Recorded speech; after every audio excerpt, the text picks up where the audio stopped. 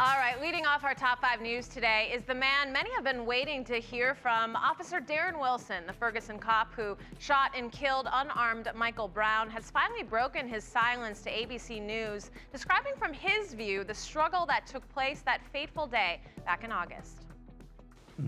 I take it out and I come up, I pointed at him. And when I said, get back or I'm gonna shoot you. And then his response, immediately, he grabbed the top of my gun. And when he grabbed it, he said, "You're too much of a to shoot me."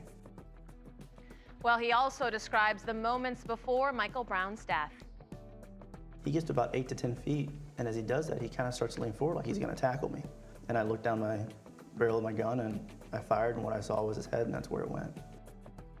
Wilson then goes on to tell ABC that had Michael Brown been white, he would have done the same thing to defend his life. And speaking of cops, the nation's top law enforcer, Attorney General Eric Holder, expresses disappointment with the violence in Ferguson after the decision came down Monday night. But he also said that the government would soon be announcing a series of programs aimed at easing tensions between law enforcement and citizens in communities where that divide exists. Now, both he and the president talked about the need to eliminate that distrust and bridge the gap. And now on to the question many of us want to know. So what happens now? When the Attorney General spoke yesterday, he was quick to remind everyone that there are still 2 investigations open. First, investigators are looking into whether Officer Darren Wilson used excessive and unreasonable force when he killed unarmed teen Michael Brown back in August. And the second, the Justice Department is looking at the Ferguson Police Department to see if there's a pattern of discriminatory policing. Michael Brown's family could also file a civil suit with the police department or with Officer Wilson. Now, in other news, if you're hitting the road on the East Coast today, get ready for some crazy weather. There's a nasty nor'easter packing a lot of wind, rain, and snow that's expected to cause some major travel delay today. Some major airlines have dropped their ticket change fee for anyone flying into and out of the Northeast, and airports say they are prepping to get rid of any snow that falls very quickly. So if you're traveling today, be safe out there, guys.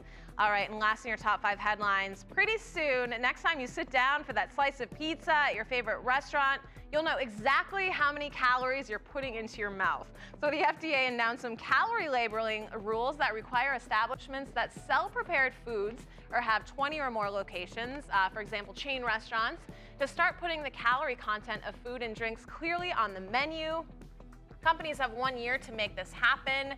You know, I think this is an amazing thing, but it's also a detriment to my pastry eating habit because I go to the store and I see that there's like 800 calories on a scone and I don't get it, which is good, but also sad at the same time. It's a really good thing for sure.